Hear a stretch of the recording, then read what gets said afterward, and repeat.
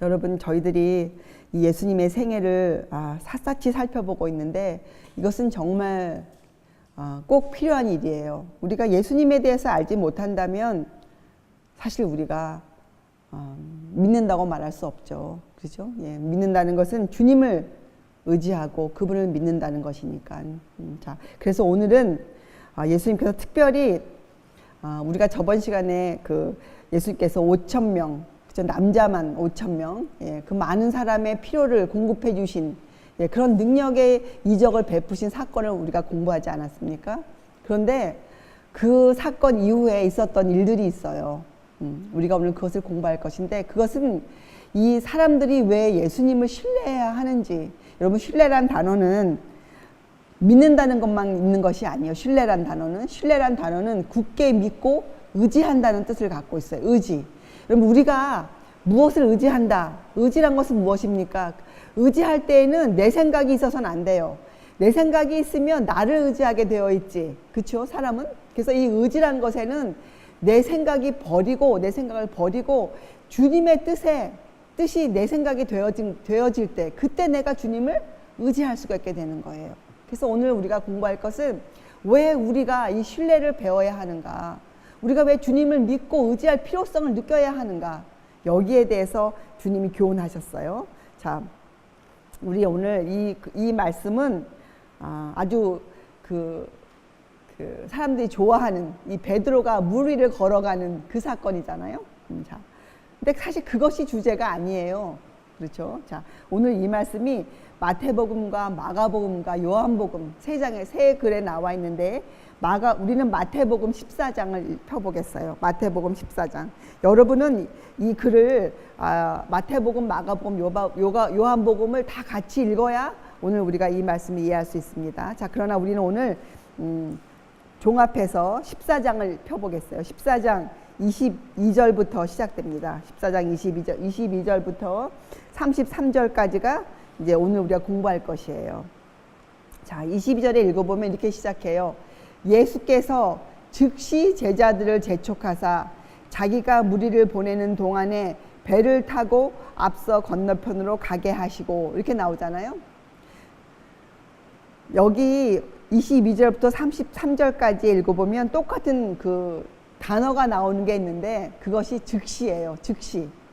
27절에도 나오죠. 즉시. 또 31절에도 즉시가 나와요. 자, 굉장히 중요한 단어입니다. 자, 이 시작한 글로 미루어 보아서 예수님이 뭔가 제자들이 하고 싶지 않아 하는 것을 지금 하게 하시는 거예요. 그렇죠? 그러니까 제자들을 재촉하셨죠. 여러분, 이 떡의 이적을 통해서 사람들이 굉장히 마음에 감동을 많이 받았어요. 예수께서 병자를 고치시는 일은 사실 병자들에게 감동을 주지 않습니까? 예, 보고 있는 사람은 놀랍다 하지만 그들 마음에 본인의 감동은 오지 않아. 사실 그렇게 오지 않는데, 이 떡의 필요, 모든 사람의 배고픔을 채워주신 그 일을 통해서 그 많은 사람이 전부 다 감동을 굉장히 깊게 받았어요. 그래서 그 당시 분위기가 어떠했냐면, 이 사람들이 그 이적을 보고, 저분이 우리의 왕이 되신다면 정말 좋겠다. 왜? 이 지긋지긋한 가난을 좀 벗어나고, 또 로마라는 나라의 압제를 좀 벗어나서 저분이 왕이 되신다면 전쟁을 해도 우리가 당연히 승리하지 않을 것인가. 저분을 왕으로 모시자. 정말 그런 운동이 일어나기 시작했어요. 예. 그런데 제자들이 그 광경을 보면서 너무 기뻤죠. 그들이 기다리던 기회가 드디어 온 것이에요. 이제야 저들이 우리 주님을 알아보는구나. 그래, 제자들이 합세했어요. 주님을 왕으로 모시자. 그런데 여러분, 어떻게 이 말을 제가 할 수 있는가? 요한복음에 보면 6장 15절에 이렇게 나와 있어요. 예수께서 저희가 와서 자기를 억지로 잡아 임금 삼으려는 줄을 아시고 다시 혼자 산으로 떠나가시니라. 이건 제가 하는 말이 아니에요. 그래서 성경이 우리에게 알려주기를 그때 그 당시 형편이 그러했단 말이에요. 여러분, 우리는 성경을 읽으면서, 이런 글을 읽으면서 그저 감정 없이 밋밋하게 이해 없이 읽는 글이 아니에요. 이 글을 읽으면, 요한복음의 이 절을 읽으면 우리가 무엇을 파악할 수 있어야 돼요. 우리의 감각이 예민해져서 성경을 읽으면서 그 당시 사람들의 마음이 이러했었구나. 예수님을 억지로 잡아 예수님의 뜻이 아닌데도 불구하고 그 뜻을 자기네 계획을 행하려고 그들이 애를 썼구나. 이것을 우리가 파악해낼 수 있어야죠. 그 당시 사람들이 그러했어요. 하나님의 뜻이 아님에도 불구하고 예수님께서 그렇게 해서 왕이 되시는 것이 아님에도 불구하고 그들은 자기들의 계획대로 예수님을 왕으로 삼으려고 무지무지 애를 썼어요. 여기에 제자들이 합세했어요. 그때 예수님은 위기를 느끼셨어요. 그래서 제자들을 너무 사랑하시니까 제자들을 재촉했어요. 빨리 즉시 떠나가라. 그러니 제자들 마음이 어떠했겠습니까?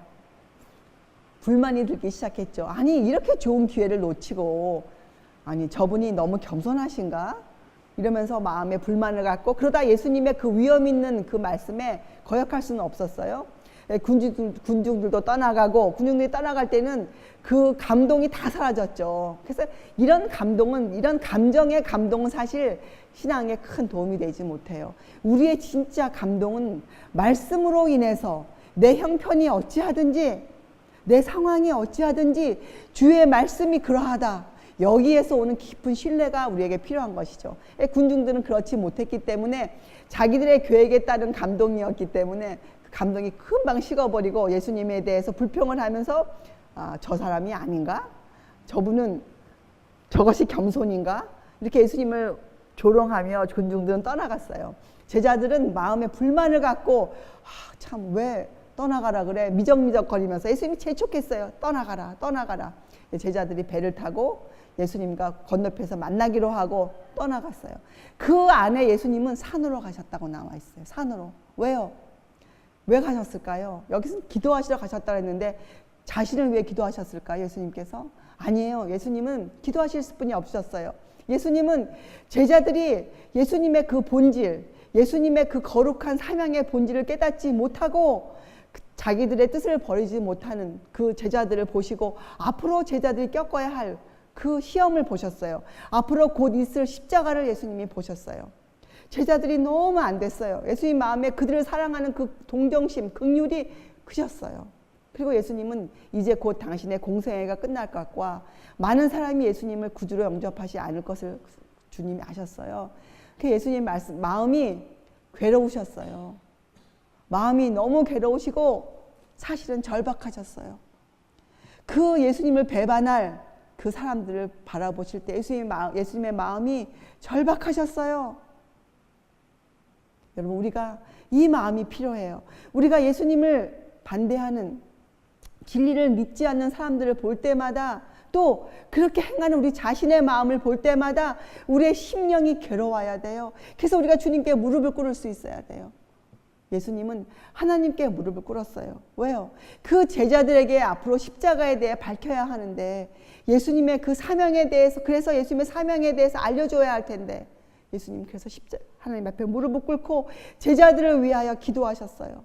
예수께서 그 힘을 달라고 기도하셨어요. 절박한 심령으로 기도하셨죠. 얼마나 감사합니까?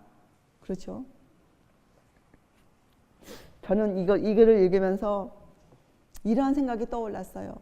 지금 하늘에서 기도하시는 예수님의 심정, 지금 하늘에서 우리를 위해 기도하시는 그분의 심정이 얼마나 절박하실까. 세상 끝을 얼마 남겨놓지 않고 있는 이때에 예수님을 믿는 재림의 소망을 갖고 있는 우리들을 위해서 또 우리들의 이 연약함을 보시고 앞으로 있을 그 위험한 그 시험을 통과해야 할 우리들을 위해서 주님이 얼마나 절박한 심정으로 기도하고 계실까.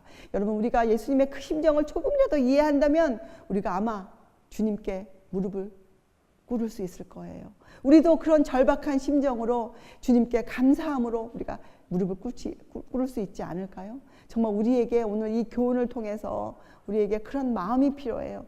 주님을 신뢰할 수 있는 마음, 지금 하늘에서 우리를 위해 기도하시는 주님의 심정을 읽을 수 있는 우리의 그런 믿음이 우리에게 필요하죠. 그렇죠, 여러분? 자, 여러분. 그런데 우리 한번 지금 그 제자들을 한번 살펴봅시다. 그 제자들. 왜 제자들이 그렇게 예수님과 함께 교훈을 공부했음에도 불구하고 그들이 어떻게 그렇게 군중들의 그런 데 쉽게 휩쓸렸는가? 여러분, 그때 그 당시 제자들은 이러한 기만 속에 살고 있었어요. 하나님의 나라에 대한 기만을, 잘못된 이해를 갖고 있었어요.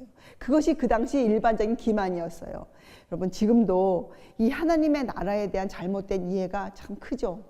여러분, 그 사실은 여러분이 기억하실 거예요. 우리가 성경, 이 예수님의 생애를 공부하는 초기에 우리가 무엇을 공부했습니까? 예수께서 비유하셨죠. 어디에 대해서 비유하셨습니까? 하나님의 나라에 대한 비유를 주셨어요. 그것이 씨 뿌리는 자의 비유였습니다. 하나님의 나라가 성질이 어떠하며 하나님의 나라가 어떻게 성장하며, 그죠? 또 그 말씀의 말씀 진리로 심이운 자들은 어떤 일을 할 것이며, 이것에 대해서 비유하셨어요. 그것이 씨 뿌리는 자의 비유였습니다. 우리가 공부했죠.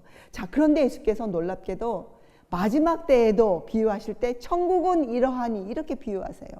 하나님의 나라에 대해서 우리를 가르치세요. 여러분, 우리의 마음속에 깊이 새겨져야 할 것은 하나님의 나라에 대한 올바른 이해예요. 하나님의 나라, 천국.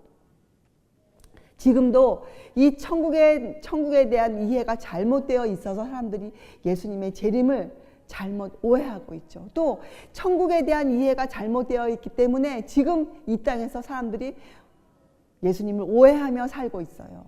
믿는다는 것이 무엇인지, 예수님께서 하신 그 일이 무엇인지에 대해서 사람들이 잘 몰라요. 그래서 우리의 신앙의 기반은 하나님의 나라에 대한 이해예요. 하나님의 나라. 하나님이 이 땅에 세우시기 원하는 나라, 또 지금 시작되어 있는 천국, 주님께서 이 땅에 오셔서 그렇게 생애하시면서 예수님의 희생을 통해서 이루어진 이 나라가 어떠한 나라인지, 그 나라가 지금 어떻게 형성되어 가고 있는지, 이런 것들에 대한 이해가 우리에게 정말 시급히 필요합니다. 시급히. 제자들은 그 이해가 잘못되어져 있었어요. 그렇죠? 제자들은 이 하나님의 나라를 어떻게 오해하고 있었습니까? 그들은 그 나라가 이 땅에 이루어질 때 이 세상에서 있을 그 세력, 영예, 명예, 이런 것과 연관시켜서 그들이 이해하고 있었어요. 자기 나라의 발전, 자기 나라의 영화로움, 이런 것과 함께 연결시켜서 있었기 때문에 그들은 영적으로 그 나라를 바라볼 수가 없었어요. 그래서 그들은 예수님께서 세상의 왕이 되시기를 원했죠. 제자들은. 그래서 예수님이 가르치신 예수님의 나라와는 큰 차이가 있었어요. 그래서 제자들의 상태가 어떠했냐면, 자기들이 원하는 하나님의 나라와 예수님께서 말씀하시는 그 나라의 이해가 달랐기 때문에 제자들 마음에 불만이 생기기 시작했어요. 예수님께서 제자들을 재촉하여서 그 장소를 떠나라고 할 때 그 기회를 놓치게 되었다는 그 생각에 제자들은 마음에 불만이 생겼어요. 불만이. 그래서 그런 마음으로 예수님을 뒤에 두고 떠나갔죠, 그들이. 자, 그리고 그들은 좀 화가 났어요. 이렇게 능력 있으신 분과 우리가 함께 있음에도 불구하고 우리가 매일 사람들로부터 남들을 속이는 자라는 비방을 듣는다는 것이 수치스러웠어요. 그들은 참을 수가 없었어요. 그래서 마음에 화가 났어요. 그들은. 자, 그들이 그렇게 하면서 그들이 배를 타고 가면서 그들이 무엇을 했을까요? 그들이 배를 타고 가면서 사실은 그들이 이렇게 하고 있었어야 했어요. 배를 타고 가면서 우리 주님이 베푸신 그 떡의 이적, 놀랍지 않은가? 그분은 진정으로 하나님의 아들이시다. 그분은 우리의 진정한 메시아이시다. 그분은 우리의 구세주이시다. 이렇게 그들이 그것으로 소망을 품고 믿음을 서로 격려해야 할 터인데, 그들은 어떻게 했습니까? 참 주님 이상하시지. 주님은 왜 그렇게 좋은 기회를 놓치셔? 아니, 그렇게 능력이 많으신데 왜 침례 요한도 살려주지 않으셨을까? 왜 왕이 안 되시려고 하나? 그분 혹시 뭔가 다른 생각이 있으신 거 아니야? 이렇게 불만을 깊이 불만으로 그들의 생각을 채우다가 어디까지 흘러갔는가? 그래, 그렇다면 혹시 저 바리새인들의 말이 사실이 아닐까? 그렇다면 저분은 지금 우리를 잘못 인도하고 계시는 거 아니야? 우리가 혹시 지금 잘못 줄을 쓴 거 아니야? 이렇게 그들은 의심이 짙어갔어요. 그들은. 자, 근데 마가복음에 보면요, 예수님이 그들을 지켜보셨다고 나와요. 예수님께서 예수님께서 그들의 마음에 일고 있는 격정, 그들의 마음에 흐르고 있는 그 불만, 의심들, 이것을 보셨어요. 예수님께서 사건을 하나 일으키세요. 여러분, 우리가 인생에서 정로를 걸어야 할 터인데, 진리를 바라보고 주님의 뜻대로 생각을 채우면서 우리가 살아야 할 터인데, 우리가 그렇게 하지 못하고 우리의 생각을 고집하며 살고 있을 때 주님은 우리의 인생에 위기를 갖다 놓으세요. 그래서 위기로 말미암아 우리가 어떻게 합니까? 우리가 갖고 있는 생각을 떨쳐버리도록 우리의 인생에 어려움을 갖다 주세요. 여러분, 우리 앞에 시련을 갖다 놓으세요. 자, 제자들 앞에 폭풍우를 일으켜서 제자들로 하여금 제자들이 갖고 있는 그 생각, 영적인 위험들을 떨쳐버리도록 예수님이 그 앞에 폭풍우를 갖다 놓으셨어요. 폭풍우를. 제자들이 심히 놀라 폭풍우를 보고, 왜냐하면 그날은 굉장히 좋은 날이었어요. 밤이. 절대로 그날 폭풍우가 올 날이 아니었거든요. 안심하고 있던 차에, 그래서 불만만 가득히 불평불만을 하고 있던 차에 그들이 폭풍우를 만나 그들이 놀랐죠. 그들이 괴롭게 노를 젓고 있었어요. 근데 마가복음에 예수님이 그 장면을 지켜보고 계셨다고 나와요. 예수님은 해변가에서 그것을 지켜보고 계셨어요. 그리고 기다리셨어요. 언제까지? 그들이 그 노를 저으면서, 그들이 살기 위해서, 목숨을 부지하기 위해서 그들이 노를 저으면서 그들이 무엇을 알게 되었을까요? 그들의 형편이 참 속수무책이라는 것을 그들이 깨달아 알았어요. 와, 우리에겐 정말 주님이 필요하시다. 선생님이 우리와 함께 계셨더라면 그 제자들의 마음에 그런 생명을 향한, 주님을 향한 그런 욕구가 생기기 시작했어요. 필요성이 올라오기 시작했어요. 주님이 여기 계셨더라면, 그들이 그럴 필요성을 느끼게 될 때, 그때 주님이 그 마음을 보시고 주님이 바다를 걸어서, 물결위를 걸어서 그들에게 가세요. 그런데 또 마가복음에 보면 그들이 그 물결 위를 걸어오시는 주님을 보고 그들이 어떻게 합니까? 놀라죠. 유령인 줄 알고. 그러니까 그들에 대한 진리에 대한 이해가 참 부족했어요. 그들은 놀라는데 예수님께서 그들을 지나쳐 가시는 것처럼 하고 지나가세요. 그럴 때 제자들은 주님을 알아보았어요. 주님을 알아보고 그들이 소리치죠. 주님 하고 소리쳐요. 그때 주님이 돌아보시고 그들에게 뭐라고 하니까, 안심하라, 내니 두려워 말라, 이렇게 말씀하시고 폭풍이 그 말씀에 잔잔해져요. 자, 이게 무엇을 의미합니까? 우리가 그 어려운 인생길의 폭풍우 가운데에서 우리가 무엇을 알게 됩니까? 우리 인생은 나의 힘으로 살 수 없다. 나는 어찌할 수 없는 사람이라. 나는 아무것도 할 수 없는 사람이라. 그래서 우리가 내 계획을 버리자. 주님의 뜻을 따르자. 이렇게 우리가 마음을 먹을 때 주님이 우리에게로 오세요. 주님께서. 그런데 그때 우리가 주님을 붙잡을 수 있는 유일한 방법은 우리가 그때 주님을 알아볼 수 있어야 돼요. 제자들처럼. 주님을 알아보고 주여 나를 도우소서, 주여 나를 도우소서. 그때 주님이 그들에게 뭐라고 말씀하십니까? 안심하라, 내니 두려워 말라. 자, 그때 제자들이 다 안심을 하고 있는 그때 사건이 또 하나 생기죠. 베드로가 주님에게, 베드로는 그 기질상 그 장면을 보고 너무 기뻤어요. 물 위를 걸어오시는 주님을 보고 베드로는 너무 기뻐 어쩔 줄을 몰랐죠. 주님, 만일 주시거든 나를 명하사 오게 하소서. 그렇게 외쳐요. 주님이 오라 이렇게 부르죠, 베드로를. 베드로가 신나게 걸어갑니다. 그러다 베드로가 여기 마태복음에 보면 이렇게 나와요. 바람을 보고 무서워.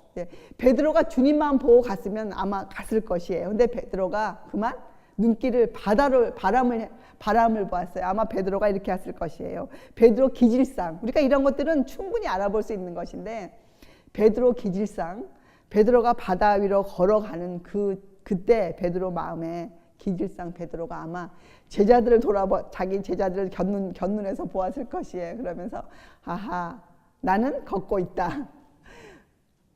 그 다른 말로 하면 베드로 마음에 내가 할 수 있네, 이런 마음이 딱 들었을 때 베드로는 그만 주님을 놓쳤어요. 주님을 놓치니 그때 파도가 깊이 쳤어요. 큰 파도가. 당연히 주님을 볼 수 없었죠. 예. 그래서 베드로가 빠져들어갈 때 베드로가 주님을 어떻게 합니까? 외치죠. 주님! 그때 주님이 여기에 보면 즉시 손을 내밀어. 즉시 손을 내밀어. 그리고 베드로에게 이렇게 질책하세요. 믿음이 적은 자여 왜 의심하였느냐. 믿음이 적은 자여. 여러분 왜 여기 베드로가 등장할까요? 베드로가. 자, 예수님은 이 우리들의 품성을 아세요. 제자들의 품성을 아시는 것처럼 우리들의 기질을 아세요. 특별히 베드로. 왜요? 앞으로 곧 베드로는 큰 시험을 당할 것이었어요. 특별히 제자 중에서도 베드로가. 그렇죠? 예수님께서 베드로를 향한 그 긍휼의 마음이 정말 크셨어요. 베드로를 향해서. 예, 그래서 예수님은 특별히 베드로에게 교훈을 주시기를 원했어요. 예수님은 베드로에게 너가 얼마나 연약한 사람인가, 그리고 너의 기질이 어떠한가, 그것을 알려주시기를 원했어요. 베드로에게. 그래서 너는 특별히 나를 의지해야 한다. 너는 특별히 나를 의지해야 한다. 너는 특별히 너의 연약함을 잘 알아야 한다.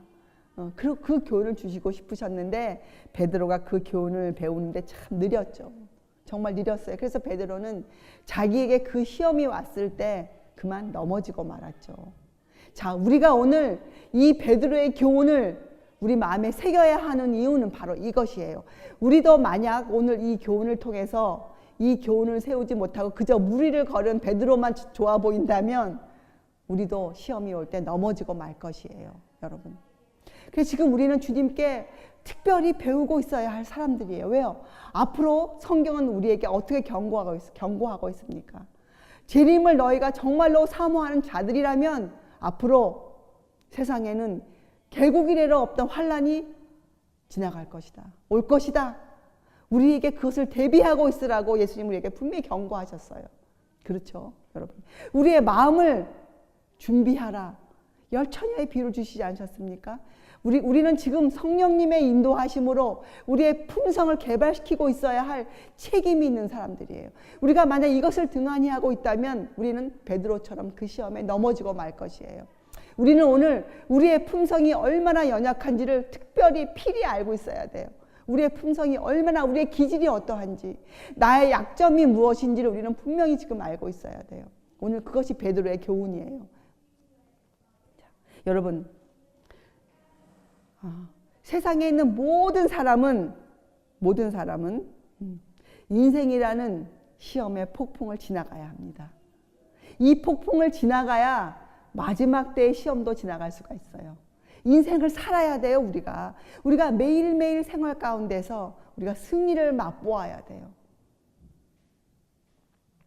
여러분, 우리는 인생이라는 시험의 폭풍 가운데에서 내 자신을 전혀 믿지 않고 주님께 의지할 때에만 우리가 안전해요. 우리가 그 교훈을 배워야 돼요. 여러분, 우리 모든 사람들은 살면서 인생의 위기를 당합니다. 그렇죠? 인생에는 항상 위기가 있어요. 근데 그 위기에서 승패를 결정짓는 것이 무엇입니까? 어떤 사람이 그 인생의 위기에서 승리를 맛볼 수 있습니까? 어떤 사람? 여러분, 성경은 우리에게 준비된 사람만이 그 인생의 위기에서 승리를 맛볼 수 있다고 우리에게 가르치고 있어요. 준비된 사람. 여러분, 준비는 언제 합니까? 여러분이 학교 다닐 때 시험 볼 때 준비를 언제 합니까? 코앞에 닥칠 때 준비합니까? 그렇게 준비해서 시험을 제대로 잘 볼 수가 없어요. 준비는 매일의 생활 가운데서 하는 것이 준비예요. 하루하루 매일매일 생활 가운데서. 하나님이 일반적인 환경 가운데 우리를 놔두시죠. 매일의 생활을 주세요. 누구에게나, 우리에게. 우리도 매일매일 살아야 돼요. 여러분, 매일매일 큰 사건만 터집니까? 아니에요. 매일매일 여자들은 밥하고 남편을 섬기고 자녀를 기르고, 그렇죠? 또 남자들은 매일매일 일터에 나가고 하는 그런 일상적인 삶을 매일매일 살고 있어요, 우리가. 근데 그 일상적인 매일매일의 삶 가운데서 우리가 승리를 맛보아야 돼요. 여러분, 성경에 이런 교훈이 있습니다. 달란트 비유 가운데 작은 일에 충성하는 자, 그렇죠? 여러분 거기 달란트 비유에 보면 이 착하고 충성된 종아 이렇게 칭찬해 주세요. 얼마나 큰 칭찬이에요, 예수님으로부터. 근데 그 사람이 칭찬받는 이유는 그가 작은 일에 충성하였기 때문이에요. 여러분 사람들은 작은 일을 작기 때문에 무시하는 경우가 허다해요. 혹시 여러분도 그렇게 하고 계시지 않으세요? 우리 여자들이 식사를 준비한 일을 소홀히 할 때가 참 간혹 있죠. 대충 하고 싶은 마음이 들 때가 있는데 그것은 작은 일에 충성하는 일이 아니에요. 그 일에 우리가 최선을 다해야 돼요. 식구들의 건강을 위해서 최대로 영양소 있는 또 하나님께서 명하신 그런 음식을 만들어내기 위해서 우리가 최대한 더 노력하는 것, 그거 우리가 작은 일에 충성하는 것이에요. 그렇죠? 이렇게 우리는 각자 모두가 매일의 생활 가운데서 시험을 지나가고 있어요. 그래서 인생의 위기에서 승패를 결정짓는 것은 매일의 시험에 대한 승부에 달려 있습니다. 매일의 시험에 대한 승부에 달려 있어요. 자, 그리고 여러분 하나님은 일방적인 환경을 우리에게 주세요. 자, 그런데 우리는 거기에서 무엇을 볼 수 있어야 하는가? 나에게 있는 일상적인 생활 환경, 거기에서 우리는 무엇을 볼 수 있어야 하는가? 하나님의 섭리를 볼 수 있어야 돼요. 하나님은 그 일을 통해서 우리에게 어떤 섭리를 갖고 계시는가? 앞으로 여러분을 지정하신 일이 있어요. 우리에게 어떤 걸 지정하실 것인가? 앞으로 우리를 준비시키셔서 더욱 넓은 활동의 무대로 보내실 것이에요. 우리를 준비시키셔서 우리를 더욱 넓은 활동의 무대에서 우리에게 맡기실 일이 있으세요. 그때 우리가 그 일을 잘 행할 수 있도록 우리를 이런 환경에 두신 거예요. 매일의 생애 가운데 우리를 두신 이유는 우리가 매일의 생애 가운데 준비가 되어져서 앞으로 우리에게 있을 그 입장에서 우리가 그 일을 성공할 수 있도록 하나님 우리를 그렇게 훈련시키고 계세요. 그래서 지금 여러분이 처하고 있는 입장에서 여러분은 주님께 배우는 자여야 해요. 그리고 예수님께 훈련을 받고 있어야 한다는 것을 여러분이 인식하고 살아야 돼요. 사람은 무엇을 인식하지 않으면 그게 따라할 수 없어요. 우리는 지금 그것을 인식해야 돼요. 깨어 있어야 해요. 나는 지금 주님께 배우는 사람이라. 배우는 사람이 자기 뜻이 있을 수 있습니까? 선생님이 가르쳐 주는데 선생님 그거 틀렸습니다. 이것이 맞습니다. 이렇게는 절대로 배울 수가 없어요. 우리는 어린아이처럼 주님 저는 아무것도 모릅니다. 주님 저는 연약합니다. 주님 저를 도우소서. 주님 저를 가르치소서. 주께서 말씀만 하시면 제가 듣겠나이다. 이러한 겸손한 자세로 우리가 주님께 너가 선 곳은 거룩한 곳이니 내 발에서 신을 벗으라. 주께서 말씀하셨잖아요. 우리는 신을 벗고 주님 앞에 엎드려서 주의 말씀을 매일매일 배울 수 있어야 돼요. 그리고 매일의 생활 가운데 놓여진 그 작은 일들에 그 시험을 통과할 수 있어야 돼요. 충성한 자가 되어야 돼요. 그래서 오늘 베드로의 사건이 우리에게 놓여 있는 것이에요. 자, 그런데 여기에 이런 경고가 있습니다. 우리가 지금 만약 베드로처럼 만약 자신이 저는 주님을 믿습니다. 저의 믿음은 확고합니다. 제가 아는 것은 이렇습니다. 주님 저는 지금 언제든지 짐승의 환란이 오면 저는 통과할 수 있습니다. 이런 확신이 아무리 있다 할지라도 그것이 그 사람을 우리를 지켜줄 수 없습니다. 지켜주지 못해요. 그 생각과 그 확신은 나를 지켜주지 못합니다. 무엇이 우리를 지켜줄 수 있는가? 어떠한 생각이 우리를 지켜줄 수 있는가? 주님, 저는 오늘도 주님을 의지해야 합니다. 주님, 저는 연약합니다. 저는 모릅니다. 주님, 저는 끊임없이 주님께 의지할 필요가 있는 사람입니다. 주님, 저를 도우소서. 우리가 이렇게 고백할 때에만 우리는 안전해요. 여러분, 우리가 주님께, 하나님께 끊임없이 의지할 필요를 느낀다는 것은 다른 말로 이것은 무슨 뜻입니까? 내 자신의 연약함을 알고 있다는 것이에요. 내가 내 연약함을 알고 있기 때문에 나는 주님께 배우고 끊임없이 배우고 의지해야 할 필요성을 내가 인식하고 있는 것이에요. 그래서 우리가 함부로 말할 수 없죠. 우리가 함부로 주님에 대해서 함부로 말할 수가 없어요. 내가 아는 바에 대해서 내가 그렇게 함부로 말할 수가 없는 이유는 나는 끊임없이 배우고 주님께 의지해야 할 필요가 있는 사람이기 때문에 그러하죠.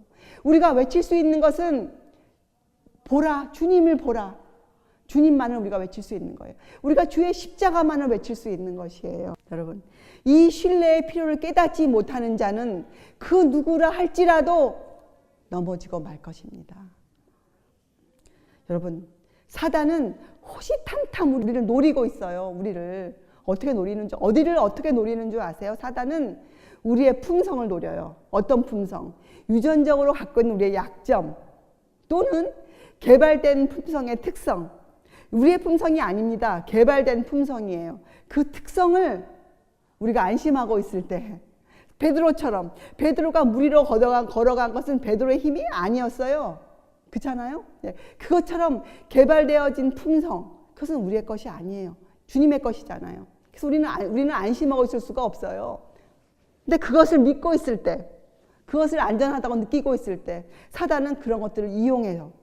그것을 이용해서 어떻게 우리를 괴롭게 만드는가. 사람으로 하여금 우리의 약점, 그렇죠? 또 우리가 무엇을 필요로 해야 하나, 우리의 결함, 이런 데 우리 눈이 멀게 만들어요. 우리가 주님을 의지해야 할 필요를 느끼지 못하도록 우리를 만들어버려요. 얼마나 위험합니까? 그 사람들이 어떻게 됩니까? 아는 지식을 자랑하죠.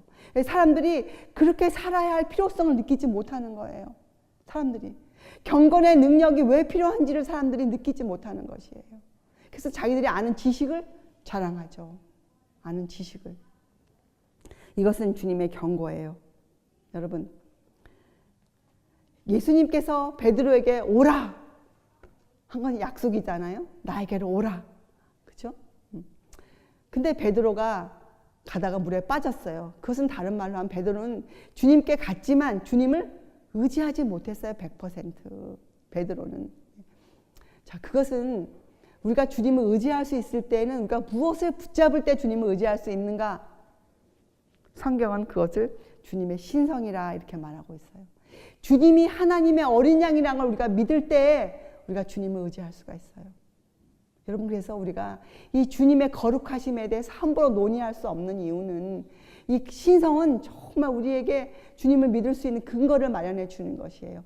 예수님의 그 사람됨, 사람으로 사신 그 인생과 또 그 안에서 주님이 베푸신 그 이적, 예수님의 그 능력을 우리가 진실로 깨달아 알 때 우리는 그때 우리가 주님을 의지할 수가 있게 되는 것이에요. 그래서 여러분, 여기에도 보면 33절에 이렇게 나오죠. 배에 있는 사람들이 예수께 절하며 가로되 진실로 하나님의 아들이로소이다 하더라. 이렇게 고백해요. 우리는 정말 그분이 하나님의 어린 양이심을 깨달아 알아야 해요. 그래서 예수께서 우리에게 오라, 우리의 인생에서 우리를 부르실 때 나에게로 오라, 그 초청에 우리가 응할 수 있는 사람, 예수님께서 이렇게 우리를 초청하시죠.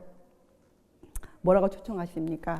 마태복음 11장 28절 30절에 수고하고 무거운 짐진 자들아 다 내게로 오라, 내가 너희를 쉬게 하리라. 주님께로 가면 분명히 쉼이 있다는 약속이 있어요. 우리가 그 약속을 믿고 주님께 갈 수 있어야 해요. 가보니 쉼이 있더라가 절대로 아닙니다. 우리는 갈 때, 시작할 때 주님을 믿는 그 믿음으로 시작해야 돼요. 믿음으로. 그렇죠? 왜요? 주님은 베드로에게 오라 부르셨을 때 베드로야 오라, 그러나 네가 죽을 수도 있다, 이렇게 하시지 않으셨어요. 베드로야 오너라, 내가 너를 살릴 것이라. 그래서 베드로에게 즉시 손을 내미셨잖아요. 그렇죠? 여러분, 주님은 우리를 부르시고 우리를 택하시고 당신을 따르라고 명하실 때 우리를 고아로 버려두시지 않으세요. 우리가 그 약속을 믿을 수 있어야 돼요. 주님이 우리를 수고하고 무거운 짐진 자들아 내게로 오라, 내가 너희를 쉬게 하리라, 너희는 내게 배우라, 내 멍에는 쉽고 내 짐은 가볍다, 이렇게 말씀하시는 그 약속을 우리가 믿고 주님을 따라가야 돼요. 주님, 조금 가다가 어려우면 그만둘게요. 이것은 믿음이 아니에요. 이것은 시작하는 것이 아니에요. 우리가 시작할 때 주님을 믿습니다. 주님, 저는 연약합니다. 저는 끊임없이 주님을 의지할 것입니다. 주님, 저를 도우소서. 우리가 이렇게 믿고 주님을 따라가야 돼요. 그렇죠? 자, 그래서 여러분, 우리의 품성이 주님의 거룩하심과 연결될 때, 우리가 주님을 하나님의 어린 양으로, 우리가 그분의 능력을 우리가 믿고 의지할 때, 신성과 연결될 때 우리의 믿음은 이렇게 돼요. 마가복음 9장 23절. 예수께서 이르시되 할 수 있거든이 무슨 말이냐? 믿는 자에게는 능치 못할 일이 없느니라. 여러분, 또 마태복음 17장과 누가복음 17장에 믿음이 한 겨자씨만큼만 있으면 어떻게 됩니까? 예, 천연계가 움직이고 못할 것이 없느니라. 그것이 우리가 시작해야 할 믿음이에요. 우리의 믿음. 그렇죠? 여러분, 이 믿음으로 공부할 때 보면 성경에 굉장히 우리가 본받고 싶은 우리 선배들이 있는데 그들이 누군가? 이 다니엘의 세 친구들 아니었습니까? 다니엘의 세 친구. 그렇죠? 예. 그 높은 왕, 세상적인 그 왕, 예. 그 왕 앞에서 생명을 내놓고 이제 죽을 수뿐이 없는 입장에 놓였을 때 그들이 그 풀문불 속에서 그들이 어떻게 그들이 살았습니까? 지냈습니까? 그 제일 어려운 곤란 가운데 그들이 어떻게 지나갔습니까? 그들이 믿음으로 지나갔잖아요. 자, 그들이 그때 그 믿음이 어떻게 생겼을까요, 여러분? 그들이 뭐 그때 계시를 받습니까? 정말 예수님이 내려왔습니까? 그들과 함께. 그들이 어떻게 그 풀무불을 지나갔습니까? 그들은 말씀을 기억하고 주의 말씀을 의지하였어요. 어떤 말씀? 이사야서 43장. 예, 1절에서 3절의 말씀을 그들은 그 말씀 이사야 선지자의 예언을 그들은 믿었어요. 그들은 선지자를 통해 말씀하신 하나님의 약속을 그들은 믿고 끊임없이 의지하였어요. 우리와 똑같죠. 마지막에 쓸 짐승의 표 환난을 지나갈 자들, 개국일에 없을 환난을 지나갈 자들, 또 인생의 그 위기들을 지나갈 자들 다 똑같이 한 가지 믿음으로 지나갔어요. 어떤 믿음? 주의 말씀을 믿는 믿음. 주의 약속을 의지하고 끊임없이 의지하고 그 약속으로 훈련받은 자들. 자, 이사야서 43장을 우리가 읽고 마치겠습니다. 이사야서 43장. 너는 두려워 말라. 내가 너를 구속하였고 내가 너를 지명하여 불렀나니 너는 내 것이라. 너는 내 것이라 말씀은 우리가 어떨 때 할 수 있는 말씀인가? 우리가 주님의 약속을 신실히 믿을 때, 내가 주님을 하나님의 어린 양으로 믿고 그분을 따를 때 내 인생의 모든 것을 내려놓고 내 뜻을 다 내려놓고 주님의 십자가만을 붙들고 내가 주여 믿습니다. 말씀만 하옵소서 주의 종이 듣겠나이다. 우리가 그 말씀으로 내 마음이 뜨거울 때, 그 생각으로 내 생각을 채우고 있을 때 우리가 그때 고백하는 거예요. 주님께서 하신 그 약속을 너는 내 것이라. 내가 물 가운데로 지날 때 내가 함께 할 것이라. 강을 건널 때 물이 너를 침몰치 못할 것이며 내가 불 가운데로 행할 때 타지도 아니할 것이요 불꽃이 너를 사르지도 못하리니. 다니엘의 세 친구는 이 말씀을 기억했어요. 다니엘의 세 친구는 이 말씀을 평상시에 그 바벨론의 궁정에서 매일매일 살면서 그들은 이사야서를 읽었고 에레미야에 대한 예언을 공부했고 그들은 구약에 나온 그들의 율법을 공부했고 그들은 그들의 하나님의 어린 양이 되신 예수님을 그들은 바라보면서 그들은 매일매일 살았어요. 그들은 대저, 여기 대저란 뜻은 종합하여 살펴보건대. 여러분, 성경을 전체로 종합하여 살펴보면 이런 말이에요. 나는 여호와 내 하나님이요 이스라엘의 거룩한 자요 내 구원자임이라. 우리가 이 말씀을 이해할 수 있어야 돼요. 주 여호와는, 예수 그리스도는 하나님이요 우리의 거룩한 자요 우리의 구원자임이라. 여러분이 이 말씀을 기억하세요. 여러분이 이 말씀을 여러분의 마음에 새기세요. 여러분의 뇌리에, 여러분의 두뇌에, 생각에 이 말씀을 박으세요. 주 예수 그리스도는 하나님이요 우리의 거룩한 자시요 우리의 품성을 거룩하게 만들어 주실 자시요 또 우리를 이 죄로부터, 여러분 죄 가운데가 아닙니다. 죄로부터, 죄의 그 능력으로부터 우리를 구원하실 자이시라. 우리에게 평강을 허락하실 분이시라.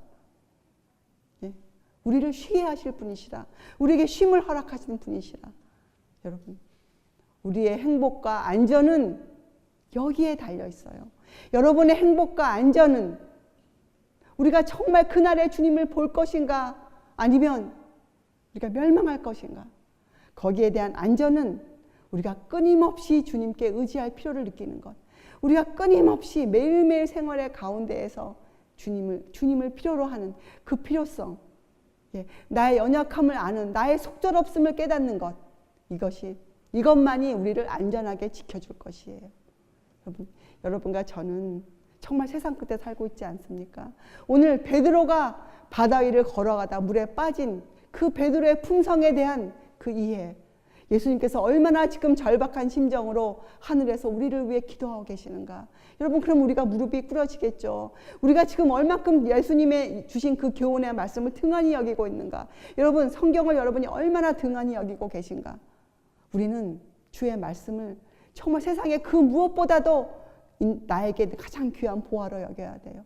여러분이 매일매일 그 성경 말씀을 연구하는 그것을 가장 생애의 중요한 과제로 삼고 살아야 합니다.